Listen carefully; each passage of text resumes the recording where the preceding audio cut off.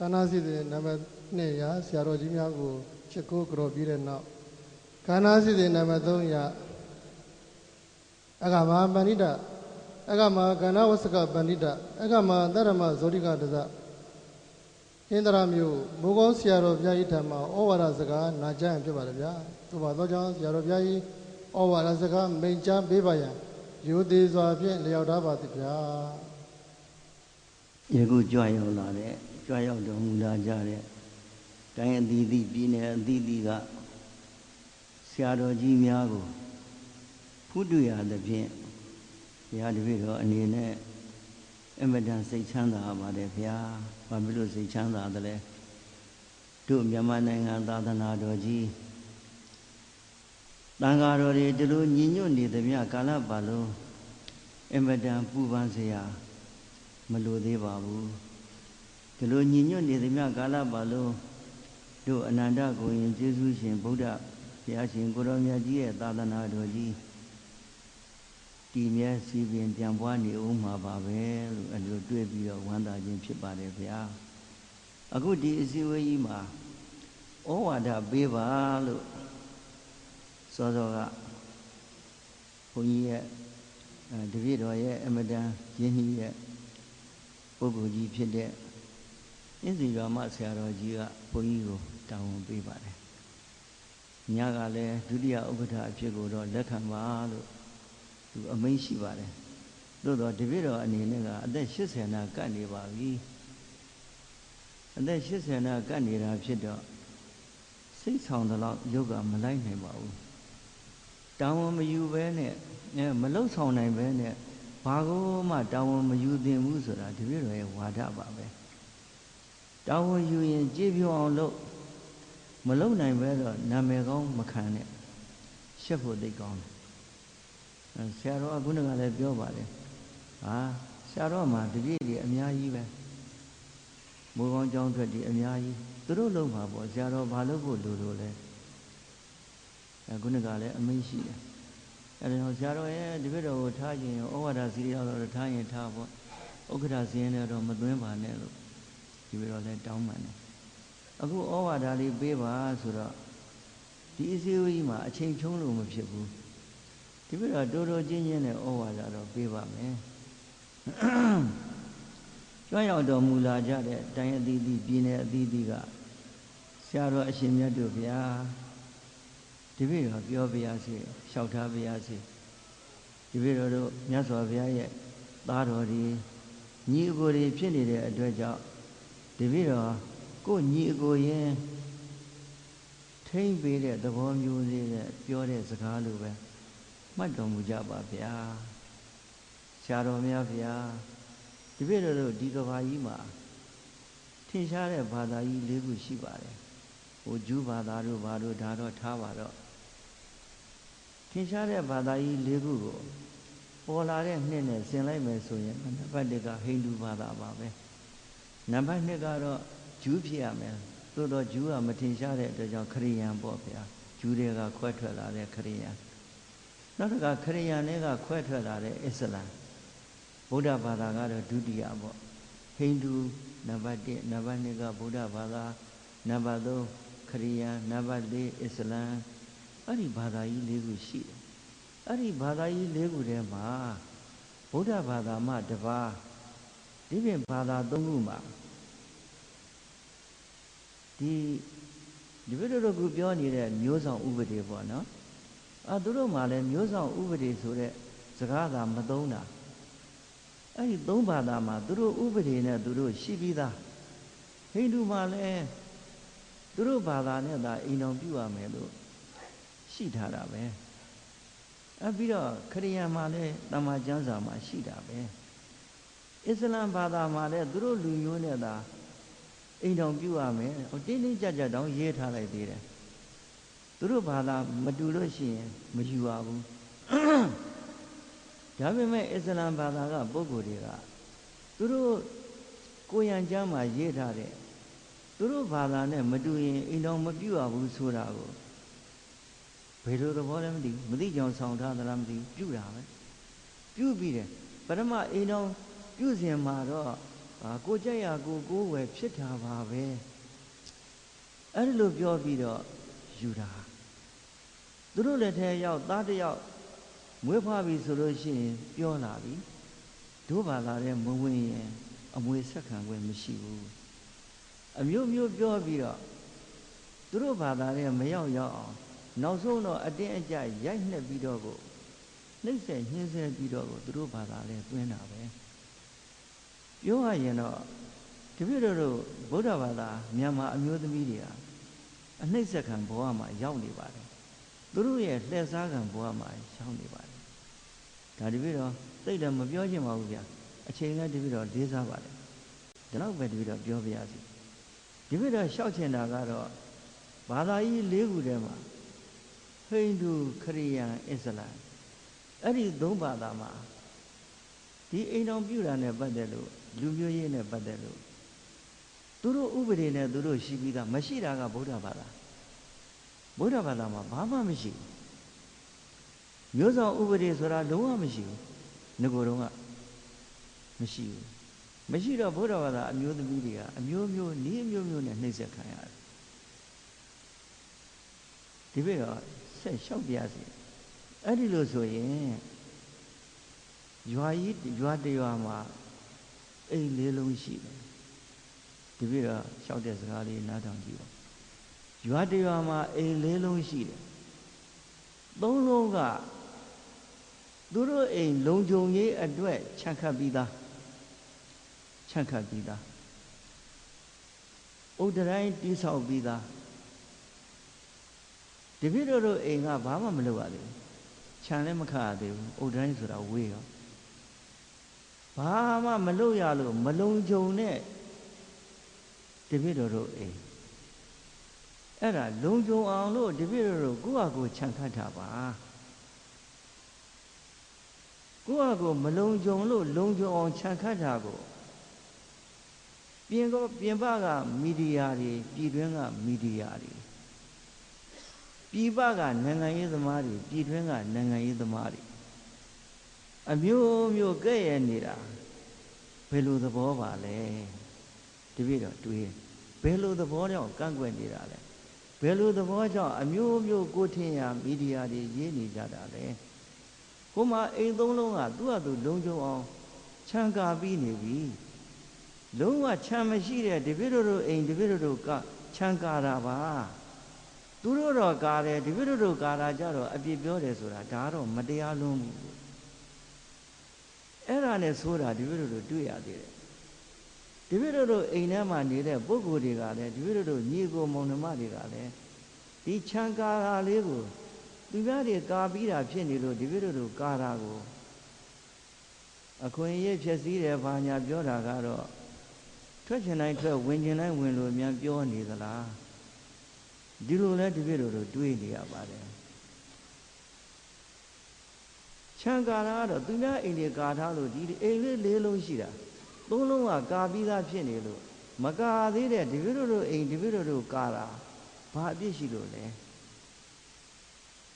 တခါတပည့်တို့အိမ်သူအိမ်သားတွေကလည်းတခါဒီခြံကာတာကိုအပြစ်ပြောလာတယ်ဆိုတာဒါဘယ်လိုသဘောလဲသူတို့လို့လားနေကျင်လို့ဝင်ကျင်တိုင်းဝင်ညအချိန်မတော်လဲထွက်ကျင်တိုင်းထွက်ကျင်လို့အပြစ်ပြောနေတာလားဒီလိုလဲတပည့်တို့စဉ်းစားနေရပါတယ်တပည့်တို့စဉ်းစားနေရတာဒါကြောင့်အိမ်လေးလုံးရှိတာလုံးဝခြံမရှိတဲ့တပည့်တို့အိမ်တပည့်တို့ခြံကာတာပါဒီအလုံးဟာသူတို့ပြောเสียမလိုပါဘူးပြောတဲ့ပုဂ္ဂိုလ်တွေကလည်းဘာသဘောနဲ့ပြောနေတာလဲကိုချင်းစာတရားလုံးဝမထားတော့ဘူးလားဒီလိုတပည့်တော်ပြောခြင်းပါလေခင်ဗျာဒါကြောင့်တပည့်တော်ဒီအမျိုးဘာသာသာသနာထိမ့်သိမ့်ကူညီစောင့်ရှောက်ရေးဆိုတဲ့ဒီကပညာရှင်တွေရေးတဲ့ဥပဒေပါတပည့်တော်အခောက်ဖတ်တယ်တပည့်တော်စာသမားတက်ပါခုအသက်80နာကနေပြီတပည့်တော်စာချတယ်စာရေးစာချဒါနဲ့ပဲတပည့်တော်ပျော်ပိုက်ကျန်တဲ့အလုပ်တွေကိုမတတ်နိုင်တော့ဘူးခန္ဓာကိုယ်ကလည်းမခိုင်ဘူးဒီစာအုပ်တော်တပည့်တော်ကြည့်တယ်အထက်ကြည့်တယ်ဘာအပြည့်မှမရှိဘူးဒီထဲမှာခုနကတပည့်တော်လျှောက်တယ်လို့ ကိုယ့်အိမ်ကိုမလုံခြုံလို့ခြံကာတာလေးပါဒါလေးပါဒါလေးဝိုင်းပြီးတော့သူတို့တော့ခြံကာထားတယ်ဒီပြည့်တို့ခြံကာတာကြတော့ဝိုင်းအပြစ်ပြောတယ်ဆိုတာဒါတော့လည်းလွန်လွန်းအားကြီးတယ်ဒီပြည့်တော့လျှောက်ထားပါရစေအဲ့တော့ခြံကာတဲ့နေရာမှာတော့ဒီပြည့်တော့ဆက်ပြီးတော့ပြောပါရစေခြံကာတဲ့နေရာမှာအကျမ်းကြီးအနုနီးနှစ်မျိုးရှိပါတယ်အကျမ်းနီးကိုတော့လုံးဝလက်မခံနိုင်ဘူးနုနုညံ့ညံ့တိမ်တိမ်မွေ့မွေ့နဲ့ကိုယ့်အိမ်ကိုလုံခြုံအောင်ခြံကာတာပဲကောင်းပါတယ်ဒီပြည့်တော့လျှောက်ပြရစေရှေ့ကစားဆို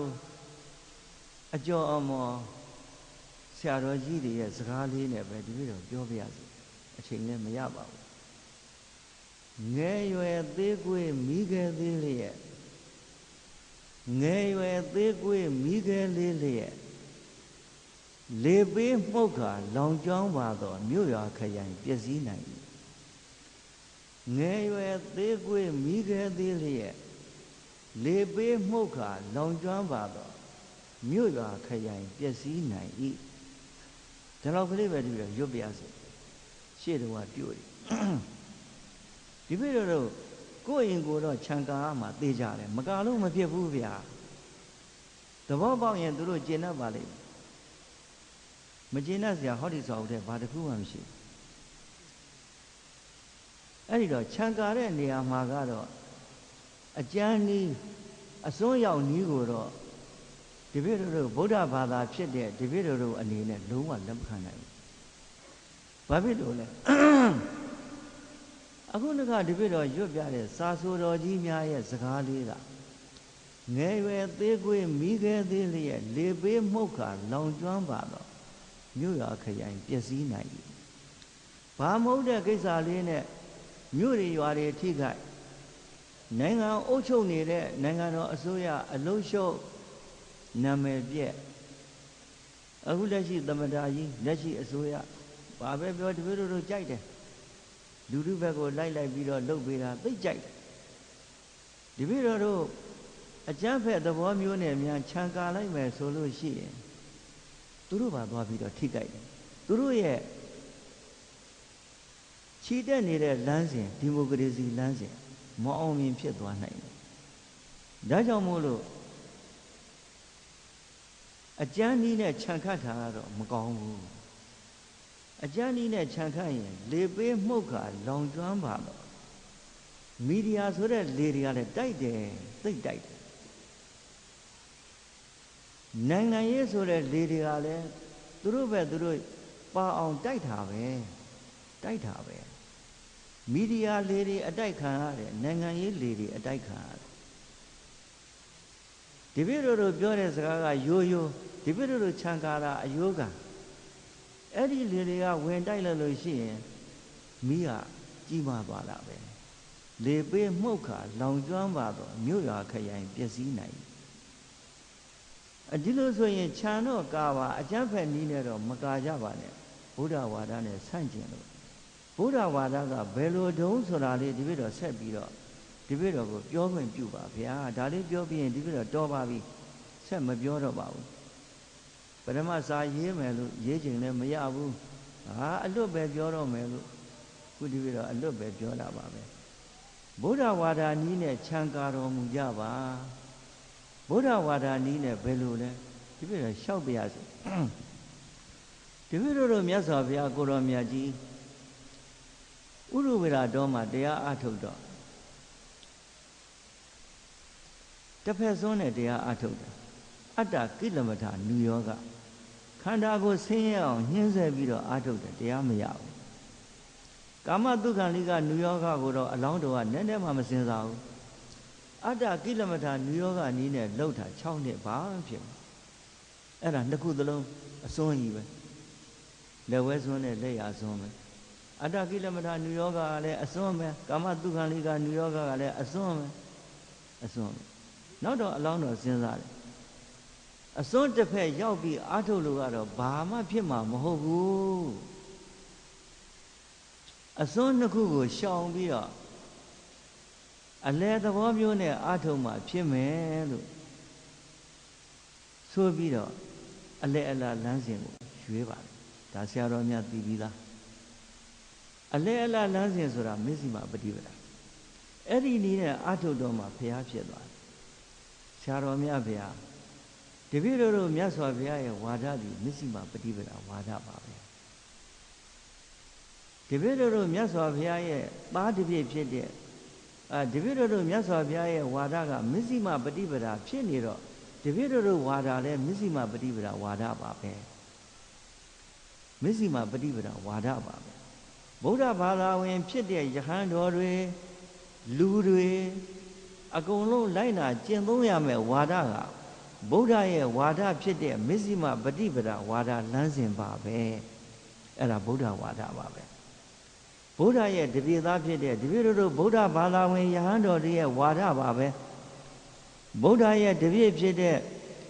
လူတွေသူတော်စင်တွေရဲ့ဝါဒပါပဲဗုဒ္ဓဘာသာလူမျိုးတွေရဲ့ဝါဒပါပဲတပည့်တို့အိမ်တပည့်တို့ခြံခတ်တဲ့နေရာမှာဒီဝါဒကိုလက်သုံးပြုဖို့တော့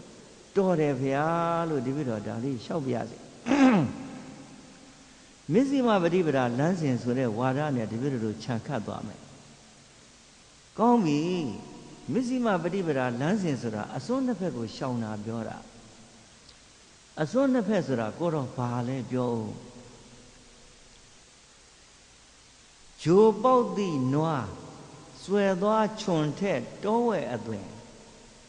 မြင်မြင်ရာရာဝှေ့ကြိုက်ပါကမုန်းတတ်ကြ၏အဲ့ဒါအစွန်းတစ်ဖက်ဘယ်နေရာမှာပဲအလုံးလုံးမာမာနနဲ့ရှင်ပြီးတော့ဒေါသဖက်ပြီးတော့အလုံးလုံးမယ်ဆိုရင်အရှင်မြတ်တို့ဘုရားအဲ့ဒါအစွန်းတစ်ဖက်ပါပဲဂျိုပေါက်သည့်နွားဆွဲသွားခြုံထက်တောဝဲအသွင်မြင်မြင်ရာရာဝှေ့ကြိုက်ပါကမုန်းတတ်ကြ၏အဲ့ဒါအစွန်းတစ်ဖက်ပဲဒေါသအခြေခံတဲ့စိတ်မျိုးနဲ့ခြံမခတ်ပါနဲ့ခြံခတ်ရင်လေပင့်မဲ့နည်းနည်းလေမဟုတ်ဘူးလေမှုတိုင်းကိုတိုက်ပြီးတော့ပင့်မှာလေပေးမှုတ်ခါလောင်ကျွမ်းပါတော့မြို့ရွာခရိုင်ပျက်စီးနိုင်ဒီကိန်းကြုံသွားတတ်တယ်ဒါကြောင့်ဂျိုပေါက်သည့်နွားဆွဲသွားခြုံထက်တောဝဲအသွင်မြင်မြင်ရာရာဝှေ့ကြိုက်ပါကမုန်းတတ်ကြ၏အဲ့ဒါအစွန်းတစ်ဖက်ကြမ်းတမ်းတဲ့ဒေါသစိတ်နဲ့ခြံမခတ်ပါနဲ့မအောင်မြင်ဖြစ်သွားတတ်ပါတယ်။အိုးအရှင်ဘုရားဒီပြင်ဘာသာတွေမှာဒေါသနဲ့ခတ်နေတာပဲနေပါစေသူတို့လှုပ်ချင်တာလှုပ်ပါစေသူတို့ဘာသာကသူတို့ဘာသာပါဒီပြည့်တို့ဘာသာတီထောင်သွားတဲ့ဗုဒ္ဓမြတ်စွာကမေတ္တာဝါဒီပါမေတ္တာတရားလက်ကင်ထားတဲ့ပုဂ္ဂိုလ်မြတ်ကြီးပါသူ့ဝါဒလမ်းစဉ်ကမစ္စည်းမပฏิပဒါလမ်းစဉ်ပါဒီပြည့်တို့လမ်းစဉ်ဒီပြည့်တို့ကင်ပြီးတော့ခြံခတ်ပါသူများလမ်းစဉ်ကိုအတုမယူပါနဲ့အဲ့တော့ဂျိုပေါက်သည့်နွားဆွဲသွားခြုံထက်တောဝဲအသွင်မြင်မြင်ရာရာဝှေ့ကြိုက်ပါကမုန်းတတ်ကြ၏အဲ့ဒါအစွန်းတစ်ဖက်ဒါဖြင့်ကောင်းပြီဂျိုပေါက်တဲ့နွားလို့အဆွဲထွက်နေတဲ့တောဝဲလို့မြင်မြင်ရာရာမှာလိုက်ပြီးတော့ဒေါသစိတ်နဲ့လုံနေရင်မတော်ဘူးဒီပြည့်တို့ခေါင်းဆောင်ဖြစ်တဲ့နိုင်ငံတော်အစိုးရနိုင်ငံတော်သမ္မတကြီးတို့ပါသွားထိခိုက်နိုင်တယ်ထိခိုက်ရင်ဒီပြည့်တို့လိုချင်တဲ့ဒီမိုကရေစီလမ်းစဉ်ပျောက်သွားနိုင်တယ်ဒါကြောင့်ဒီပြည့်တော့ရှောင်တယ်ဒါဖြင့်တစ်ဖက်အဆုံးကိုပြောအောင်အဲ့ဒီလိုဆိုတော့မာမာနနဲ့အလုံးမလုံးနဲ့ဗုဒ္ဓရဲ့ဝါဒအတိုင်းမေတ္တာနဲ့ထားပြီးတော့မစ္စည်းမပฏิပဒါလမ်းစဉ်နဲ့ကိုင်ဒါဖြင့်တစ်ဖက်ဆုံးကဘာလဲတစ်ဖက်ဆုံးကဘာလဲဆိုတော့ခြေတုပ်ပဆိုးမွေဆွဲကျိုးတို့ခြေတုပ်ပဆိုးမွေဆွဲကျိုးတို့ငုံလျို့သူ့အောင်ခြေတုပ်ပဆိုးမွေဆွဲကျိုးတို့ငုံလျို့သူ့အောင်မာနပြောက်၍ယွန့်ကြောက်လန့်ထိတ်သိုးငယ်စိတ်ဖြင့်သိသိပြောညံ့မခန့်လောက်ကနင်းတတ်ကြ၏ဒါလည်းမကောင်းဘူးထပ်ပြီးတော့တပည့်တော်ဆိုပြမယ်တပည့်တော်ရေးတဲ့ကြပြမဟုတ်ပါဘူးရှေ့စာဆိုတော်ကြီးတွေရဲ့ကြပြတွေပါခြေတုပ်ပဆိုးမွေဆွဲကျိုးတို့ငုတ်လျို့သူ့အောင်မာနပြောက်၍ယွန့်ကြောက်လန့်ထိတ်သိုးငယ်စိတ်ဖြင့်သိပြောညံ့မခန့်လောက်ကနင်းတတ်ကြ၏ ဒီဘက်တို့ဗုဒ္ဓဘာသာယဟန်တော်တွေဒီဘက်တော့ပြောကျင်တယ်သိပြောကျင်တယ်ဒါနဲ့ပတ်သက်လို့အိန္ဒိယကြီးသာသနာကွယ်ပုံပါကစ္စတန်အာဖဂန်နစ္စတန်တာဂျစ်ကစ္စတန်ပြီးတော့မာလာယူလို့ခေါ်တဲ့မလေးရှားစက္ကပူရခေါ်တဲ့စင်ကာပူအင်ဒိုနီးရှားသာသနာကွယ်သွားပုံတွေကို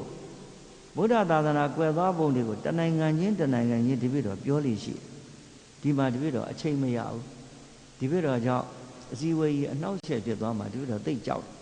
ပြောခြင်းပဲမဲ့ပြောခြင်းအချိန်မရဘူးအဲ့တစ်ဖက်အစွန်းကဘာလဲခြေတုပ်ပစိုးမွေဆွဲကျိုးတို့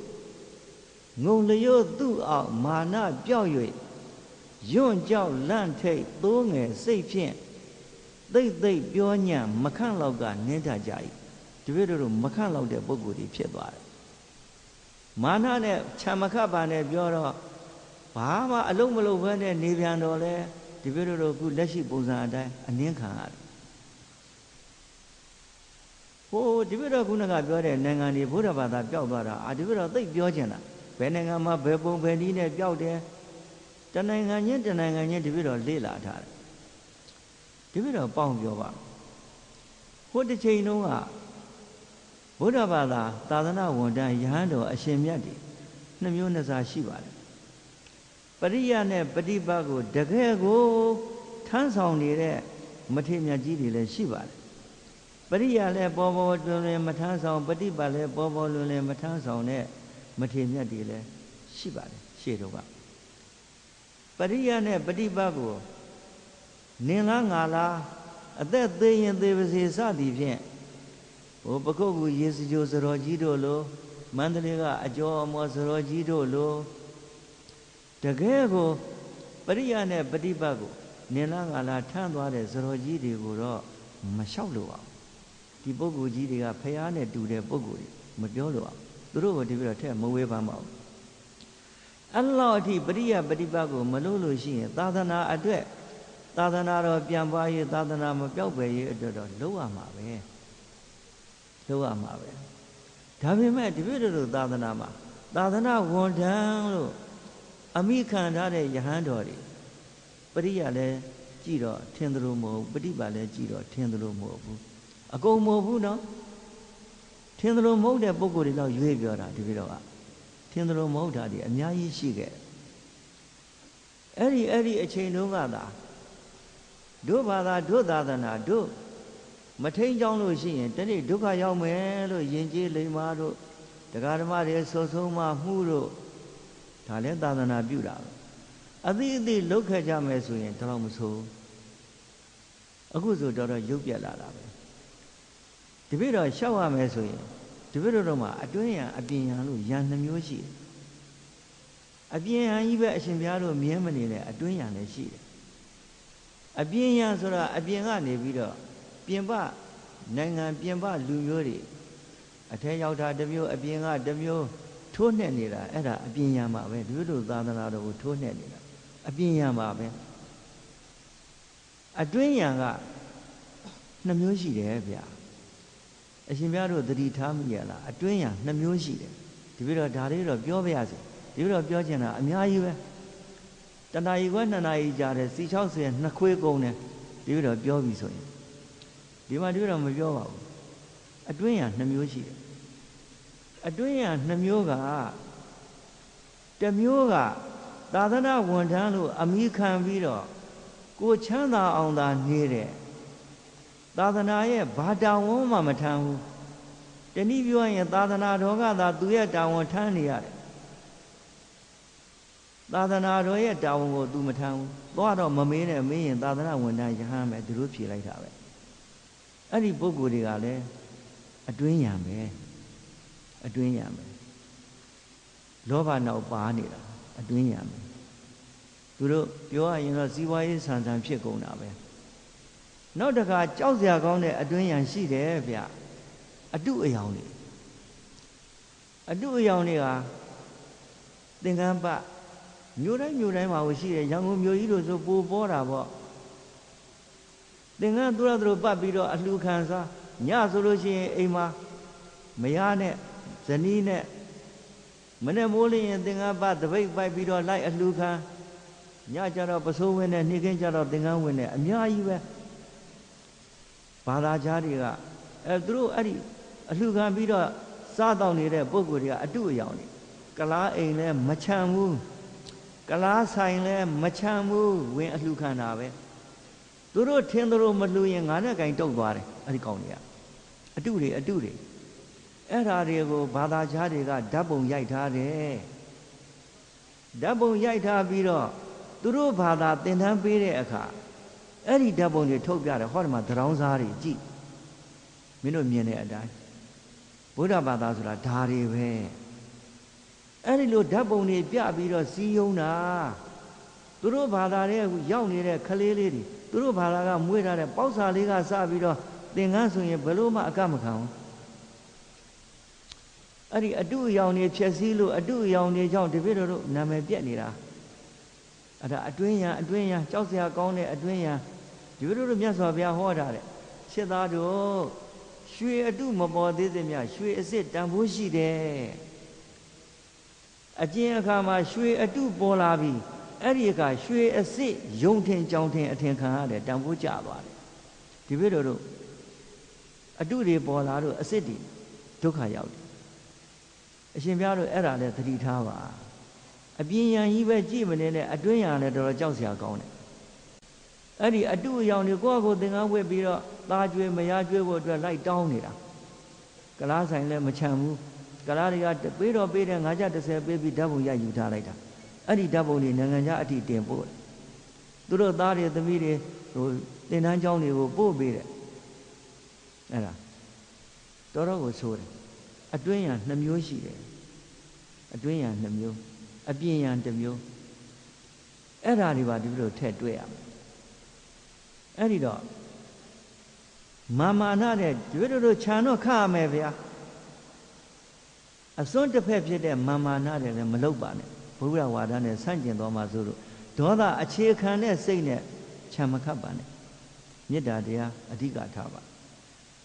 နောက်ပြီးတော့ဒီလိုတို့တန်ဃာတော်တွေရှေးအခါတွေက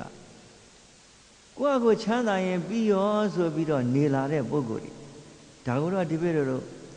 အတွင်းရန်လို့မထဲ့တော့ပါဘူးဒီလိုတို့တန်ဃာတော်များအေးဆေးဆေးနေလွန်းနေရှေ့တုန်းကအေးဆေးဆေးနေလွန်းနေအခုမှတရေနိုးပြီးတော့ထပြီးဒီအစည်းအဝေးတွေဘာတွေနဲ့ဖြစ်လာကြတာဥပဒေတွေဘာတွေပညာရှင်တွေနဲ့ရေးပြီးတော့ဖြစ်လာကြတာအခုမှတရေနိုးတာအဲ့ဒီတော့အစွန်းနှစ်ဖက်ရှိတယ်တစ်ဖက်ကဒေါသအခြေခံတဲ့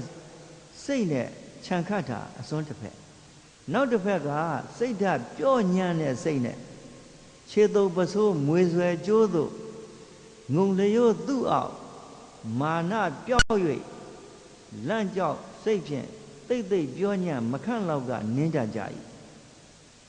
အမတန်ပြောညံ့တဲ့စိတ်နဲ့လည်းအလုံးမလုံးပါနဲ့ခက်ထန်တဲ့ဒေါသစိတ်နဲ့လည်းခြံမခတ်ပါနဲ့အမတန်ပြောညံ့တဲ့စိတ်နဲ့ဆိုတာကိုချမ်းသာပြီးရော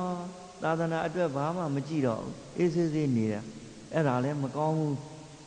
ခြေတုပ်ပစိုးမွေဆွဲကြိုးတို့ငုံလျို့သူ့အောင်မာနပျောက်၍ရွံ့ကြောက်လန့်ထိတ်သိုးငယ်စိတ်ဖြင့်တိတ်တိတ်ပြောညံ့မခန့်လောက်ကနင်းတတ်ကြ၏ဒီလိုလိုအနင်းခံနေရပြီပြောညံ့လို့ဒါကြောင့်အခုဒီလိုတို့ရဲ့ညီတော်နောင်တော်ဖြစ်တဲ့မထေရမြတ်များအရှင်မြတ်များဗျာဒီလိုတို့အိမ်ဒီလိုတို့ခြံခတ်တာဘာဖြစ်အပြစ်ပြောတာကိုချင်းမစားလို့ပြောတာဒီလိုတို့အိမ်ထဲကညီကိုမောင်နှမတွေကထအပြစ်ပြောရင်လည်းသူတို့အချိန်မီထွက်ချင်ဝင်ချင်လို့ပြောနေတာပဲလို့ဒီလိုပဲမှားရမှာပဲဒီပြတော်စကားလွန်သွားရင်တော့သိခံတော်မူကြပါဗျာဒီပြတော်တော့ဒီလိုပဲပြောရမှာပဲအဲ့ဒီတော့